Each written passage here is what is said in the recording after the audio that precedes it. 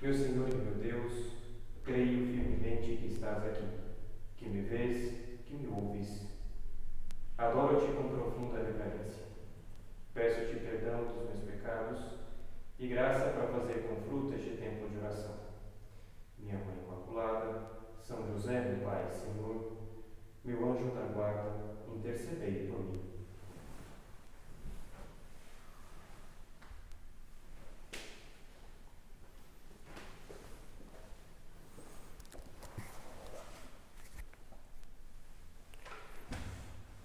Semana passada tivemos o Dia das Mães e eu estive pensando, não sei se parou pela cabeça de vocês, né, no Dia das Mães que nós vivemos, como que a presença das mães influencia na vida dos filhos.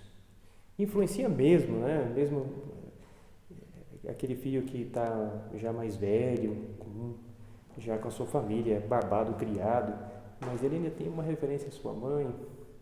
E agora, com a quarentena, sente falta de poder encontrar-se talvez com a mãe. A criança pequena, claro que a presença da mãe mexe com aquela criança, né? Sente segura. E o colo da mãe é aquele colo que dá, então, certeza de que está ali num bom ambiente. E se a gente olha objetivamente, qual que é a diferença daqueles braços da mãe, do ponto de vista físico, com o braço da tia lá, a vizinha? Às vezes, temperatura, a pressão que faz ali para a criança é a mesma coisa, mas não é a mãe. E por não ser a mãe, a criança chora porque está no colo diferente, né? Interessante, a presença da mãe mexe com os filhos sempre, né? Às vezes mais, às vezes menos, mas mexe com os filhos, né? O adolescente, né, mexe também a presença da mãe, às vezes de um modo tão imaturo, mas o adolescente tem vergonha às vezes da mãe, não é verdade? E às vezes com a presença da mãe quer que ela fique longe, né? Porque dá vergonha que está junto com aqueles colegas, né? Eu até me lembro de um acontecimento na minha vida que perto do Dia das Mães havia necessidade de levar uma flor lá, todo mundo levar uma flor para a escola, porque iam fazer lá um buquê e entregar depois para as mães. E eu esqueci de levar essa flor, a tarefa de casa, levar uma flor para a escola. Esqueci.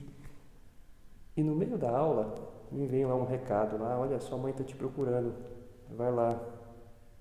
E aí eu fui ali na hora do recreio, na entrada da escola, e me deparei com a minha mãe com a flor, que era para ela mesma depois, né, num buquê de rosa, porque era a tarefa de casa, eu tinha esquecido, ela se lembrou e foi me deixar lá. Mas me deu uma vergonha, né? Meus amigos, no recreio vão ver eu recebendo uma flor da minha mãe, né? E aí eu, não quero ir lá não é minha mãe não, né? Às vezes o adolescente tem essa aversão, mas depois, claro, se arrepende, porque é sua mãe, tem esse carinho por ela, né? Mas a presença da mãe mexe, né? De uma forma ou de outra, mexe com a pessoa. Pois bem, se a presença da mãe faz isso, o que será uma mãe espiritual? Que é conhecida como a mãe de Jesus, Maria Santíssima. O que será se nós sentimos de verdade a presença dela na nossa vida? Né? Que nós tenhamos de fato amizade com ela e saibamos mesmo o poder intercessor de Maria, para que a presença dela não seja uma presença como é de um adolescente que quer fugir da presença da mãe, ou pensa que a mãe vai lhe tirar então toda aquela pompa que ele quer agora ser dono da sua vida, né? E parece que a mãe ele tira esse momento de ser mais ele, né? Vai tirar então talvez tirando esse preconceito, né? Se eu olho de fato para a Virgem Maria, ela vai ser uma presença que me dá segurança, como de uma criança pequena, né? Uma presença verdadeira que me anima, né? A fazer até algo que eu nem sequer imaginava, mas com o incentivo da mãe eu vou conseguir fazer, né? Vai ser uma presença da mãe que é para aqueles filhos mais maduros, uma presença amorosa. Depois, com muitos anos de vida, os filhos têm esse reconhecimento, que a mãe tenha dado exemplo ou não, é uma presença amorosa. Nossa, é minha mãe, eu tive a minha existência graças a essa minha mãe, mesmo que talvez tenha os seus erros, né? essa minha mãe biológica foi que me deu o maior presente que ninguém mais pode dar, que é a minha vida. Sem ela eu não existiria, né? Por mais que tenha os seus erros. E Maria Santíssima, né? Pode nos ajudar do ponto de vista espiritual em todos esses casos, né? Me dá segurança no meu ponto de vista espiritual, vai mexer comigo para me dar mais força, fortaleza para vencer um defeito, né?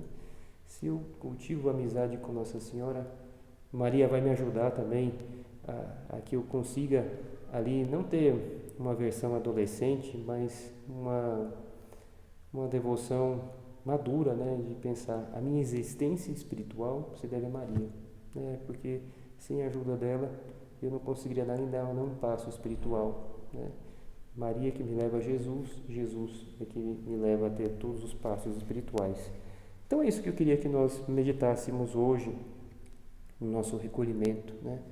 Maria, Mãe de Deus e Mãe Nossa, e com a sua especial proteção que mexe conosco. Se eu de fato cultivo a amizade com Nossa Senhora, ela vai mexer comigo e vai me ajudar do ponto de vista positivo a dar passos que nem sequer eu imaginava, porque a mãe ajuda, como ajuda os filhos, as boas mães, né? Fazem que o filho tenha mais coragem, o filho cresça para a vida. Para isso eu pensava simplesmente em comentar, né, uma passagem do Antigo Testamento e uma passagem do Novo Testamento que tem relação com a mãe. A passagem do Antigo Testamento é uma passagem impressionante. Está lá no livro dos Macabeus.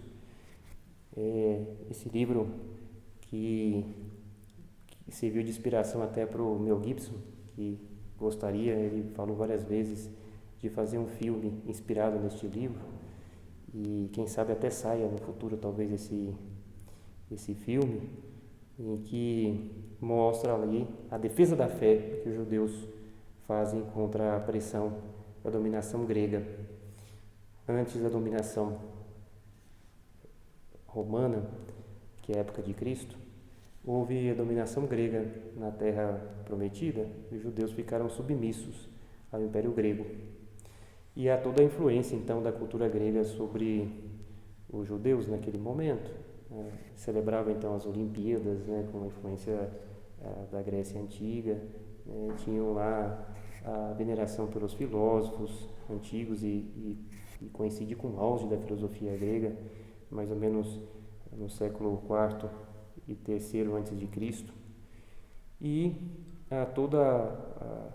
que é o que conta o livro dos Macabeus, toda a batalha dos judeus para defender a fé, né? Porque vem aquela dominação como muito perigosa, porque a dominação grega é envolvente, sobretudo na cultura, né?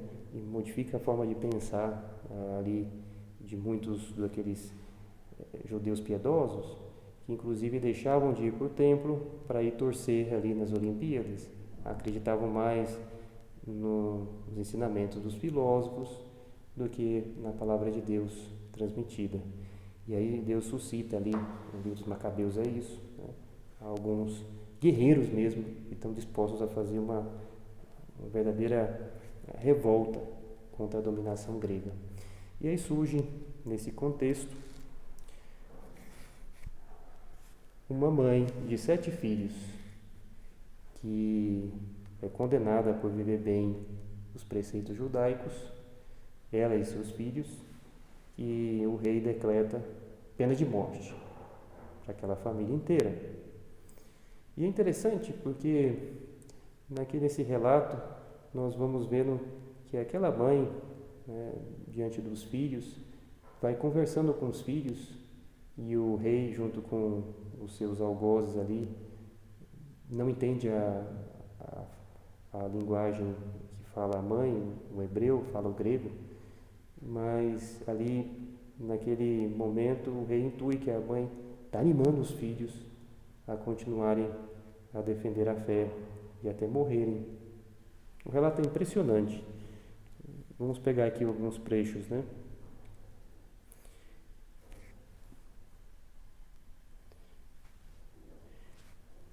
O Senhor Deus nos observa e certamente terá compaixão de nós, conforme afirmou claramente Moisés no seu cântico.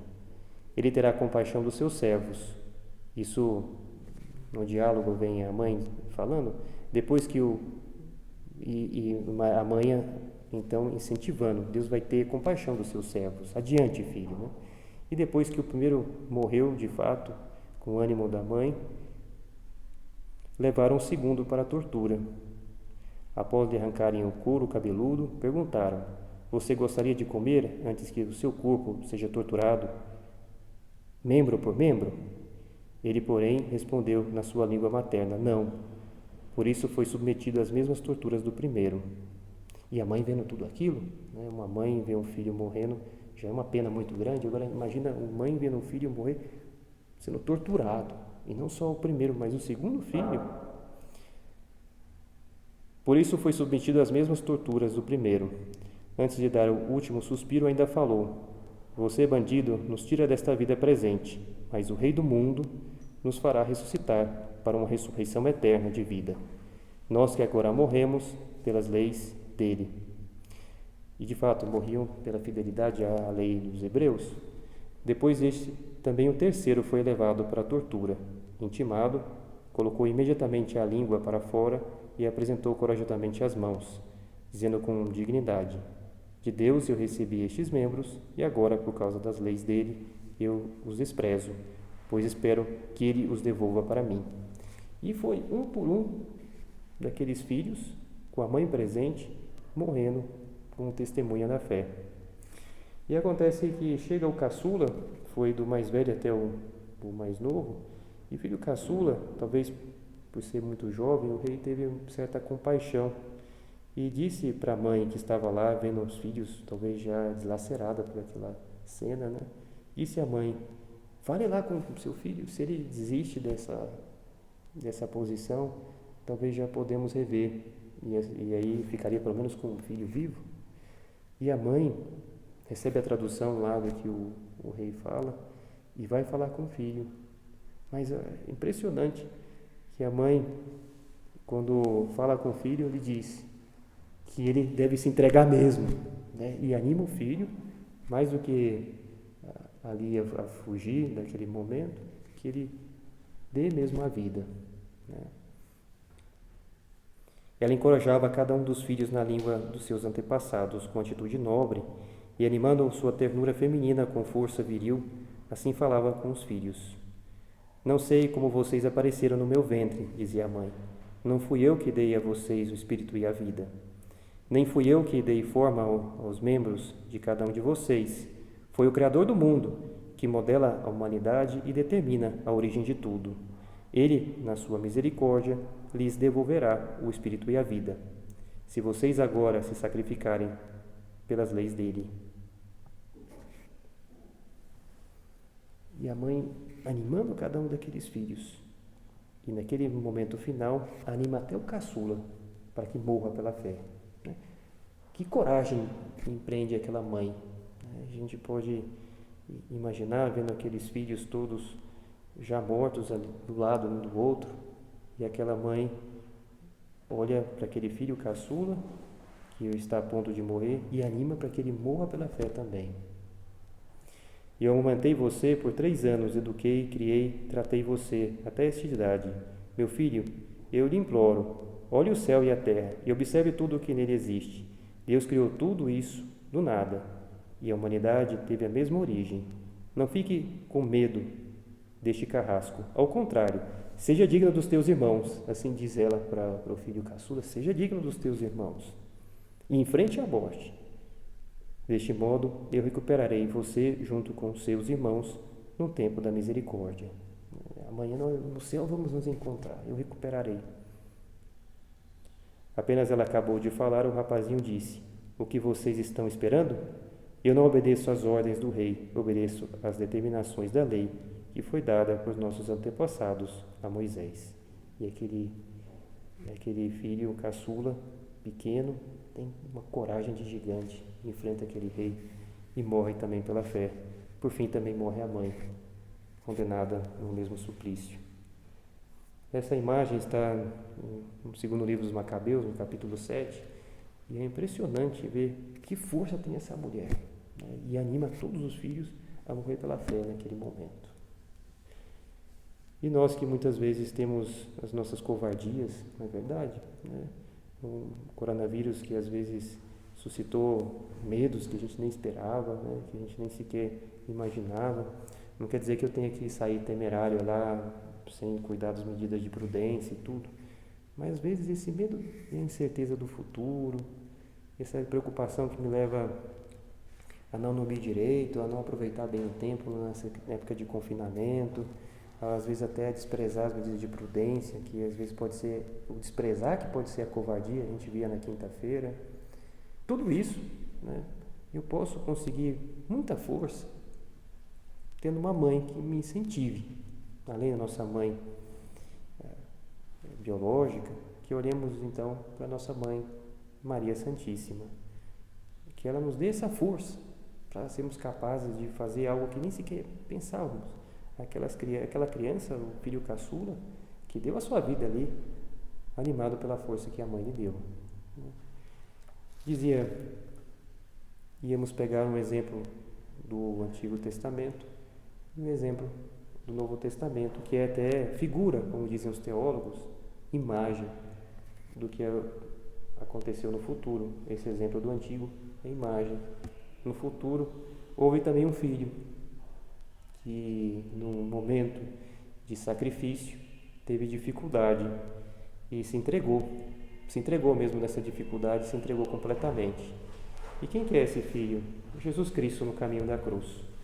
Quando estava Cristo ali no momento antes da sua entrega na cruz, na oração do horto, nós notamos que fez aquela oração: Pai, se é possível, faça de mim este cálice, mas não se faça a minha vontade, mas a tua.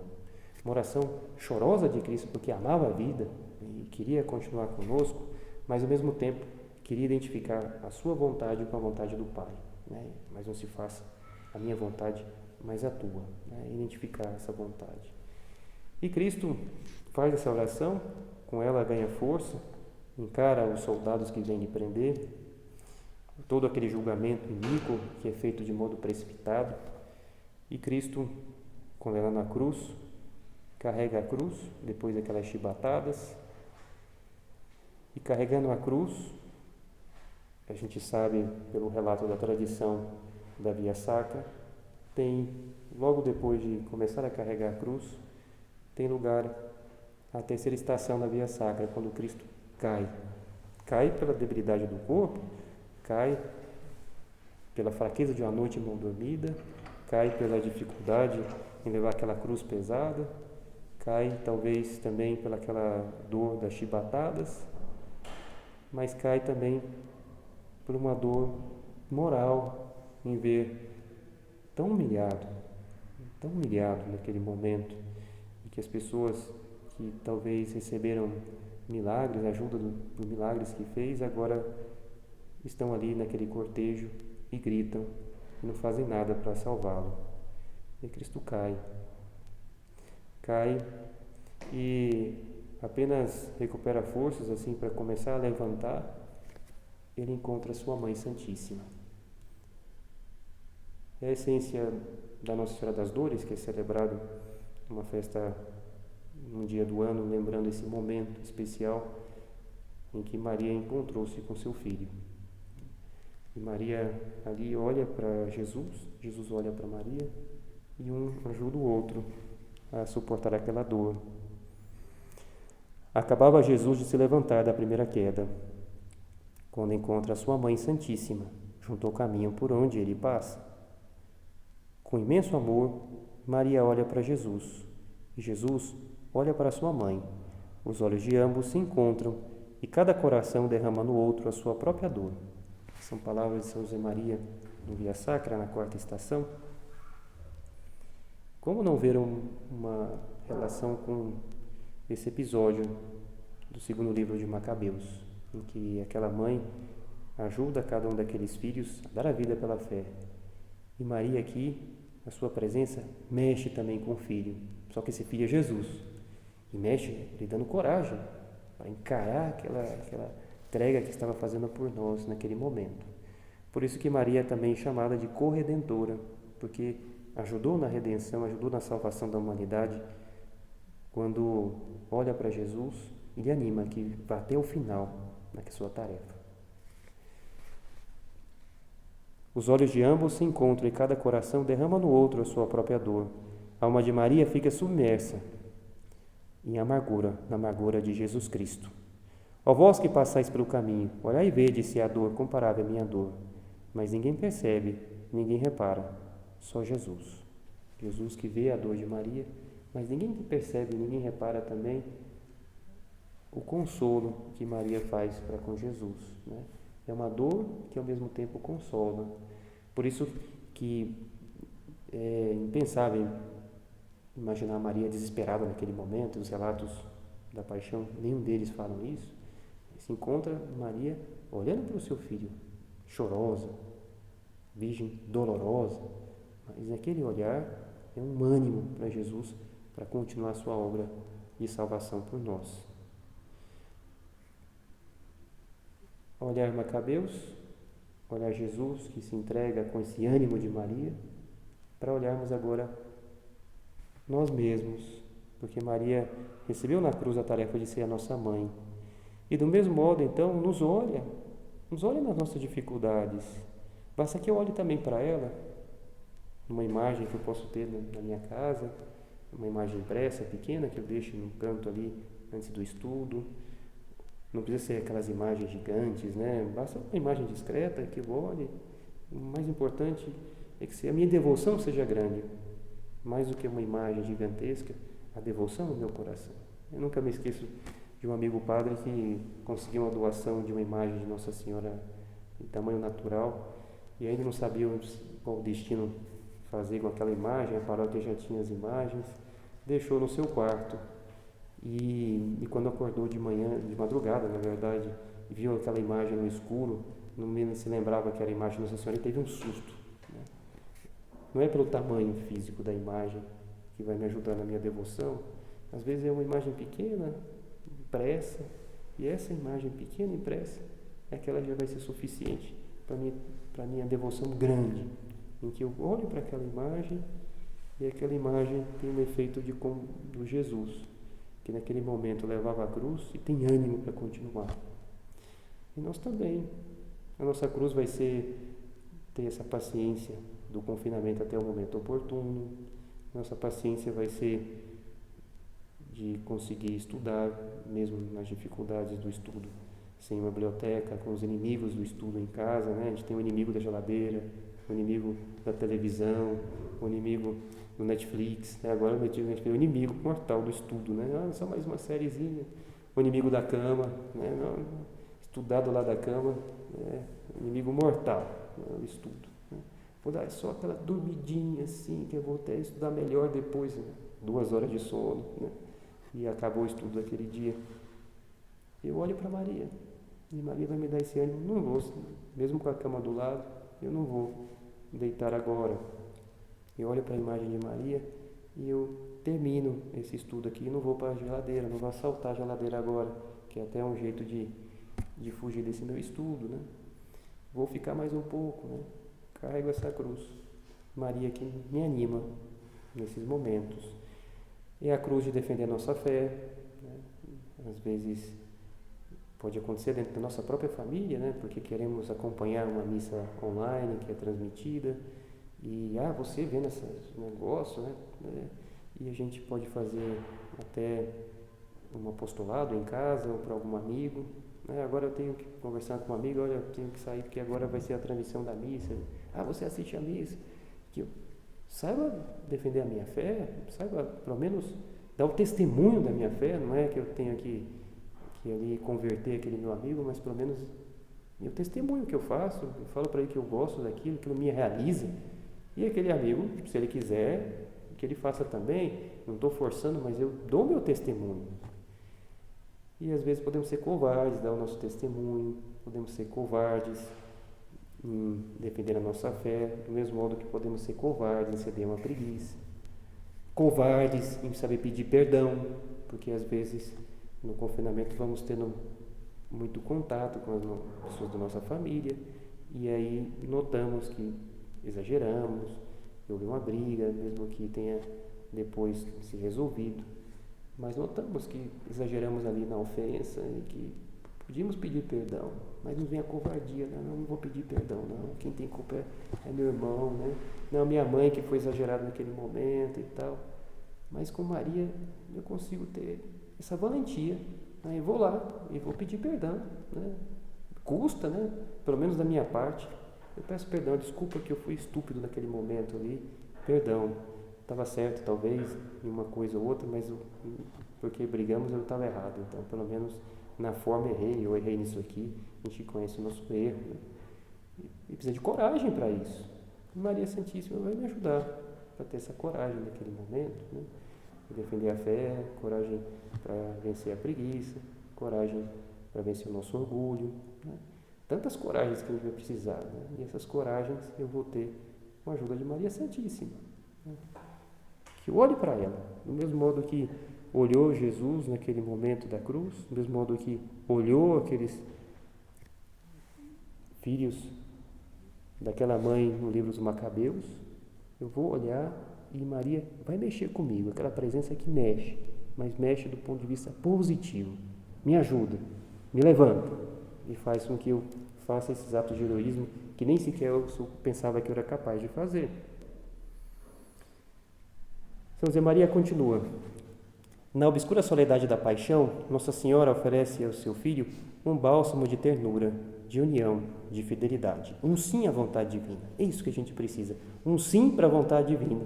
E esse sim eu vou ter com a ajuda de Maria, né? Sozinho é difícil.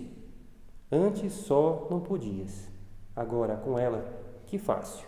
São palavras de São José Maria, falando de Nossa Senhora. Com ela, com Maria, que fácil. Que eu conte com essa ajuda.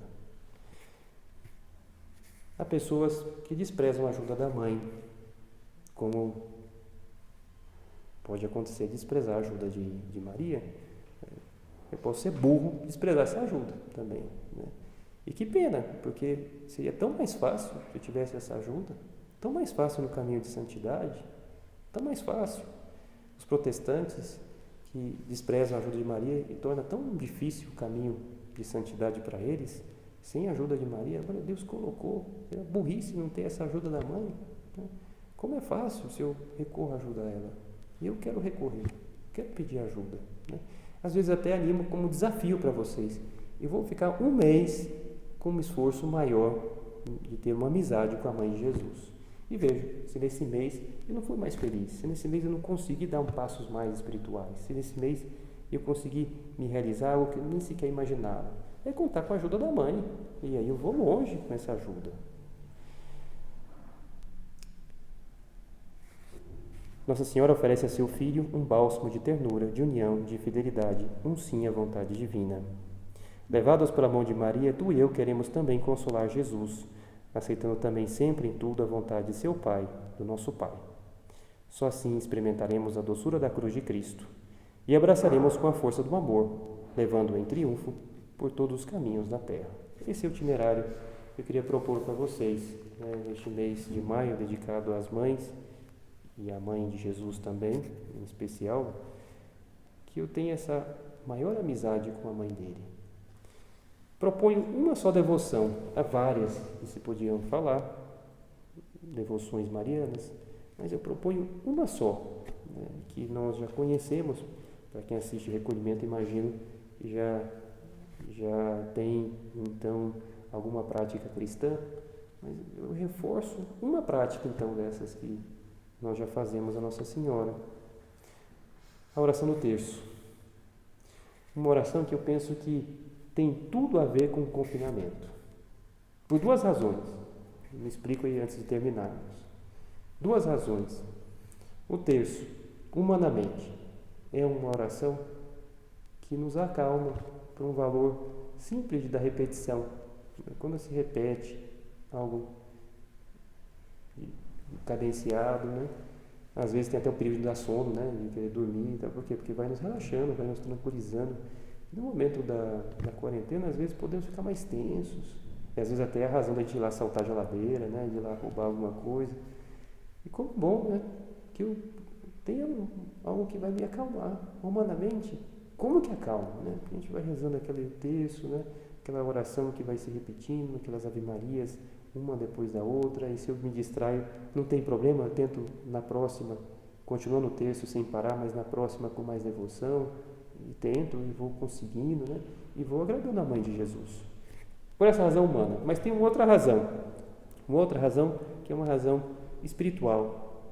Maria gosta dessas orações, como as boas mães que gostam que se diga, os filhos digam que a amam, que gostam dela, uma manifestação de carinho, e nós vamos fazer isso também no terço. Então, por uma razão humana, uma razão sobrenatural, como que vale a pena essa devoção? Fica aí essa proposta, né? Eu vou ter um especial carinho a Maria Santíssima por meio da oração do terço, cuidar com maior devoção.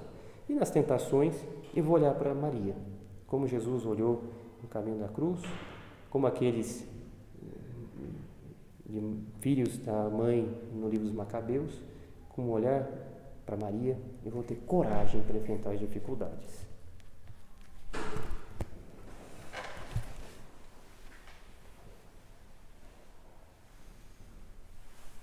Dou-te graças, meu Deus, pelos bons propósitos, afetos e inspirações que me comunicaste nesta meditação.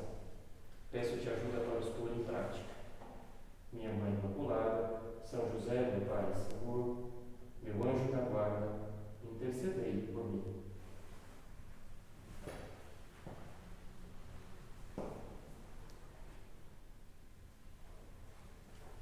Exame. Ato de presença de Deus.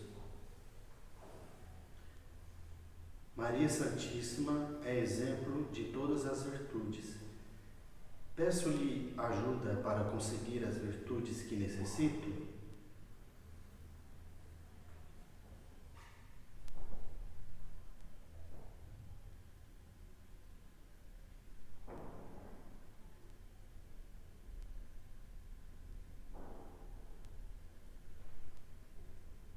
Como nas bodas de Caná, Maria intercede diante de Deus pelas nossas necessidades. Confio a proteção da Santíssima Virgem, a minha família e os meus estudos.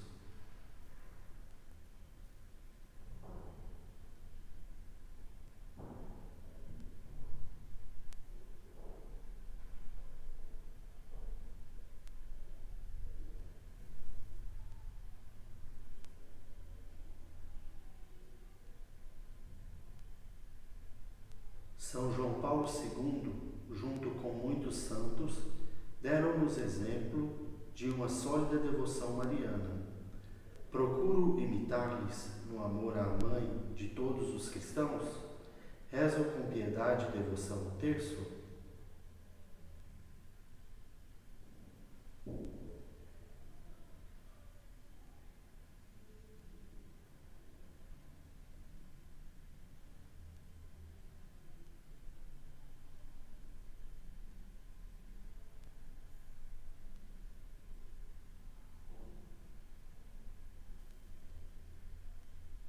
Em que aspecto da minha vida reconheço que sou covarde? Na defesa da fé, no vencimento da preguiça, no orgulho que me impede de pedir perdão? Peço ajuda a Nossa Senhora que me ajude a ser mais audaz e corajoso?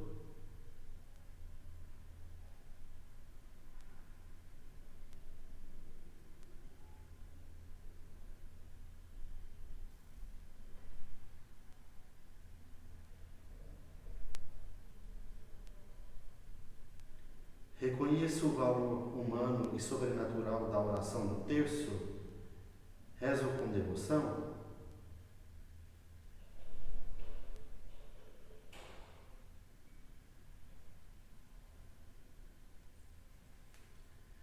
No mundo que parece perder o sentido da castidade e da fidelidade, procuro viver com delicadeza essas virtudes próprias de pessoas íntegras, de bons cristãos. Cuido em especial da guarda da vista e da imaginação, do pudor no modo de vestir-me e comportar-me.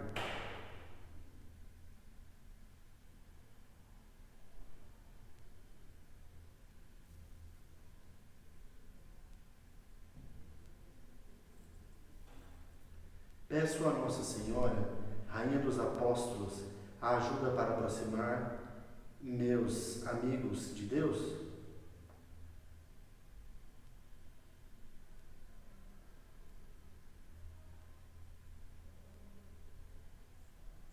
Ato de contrição.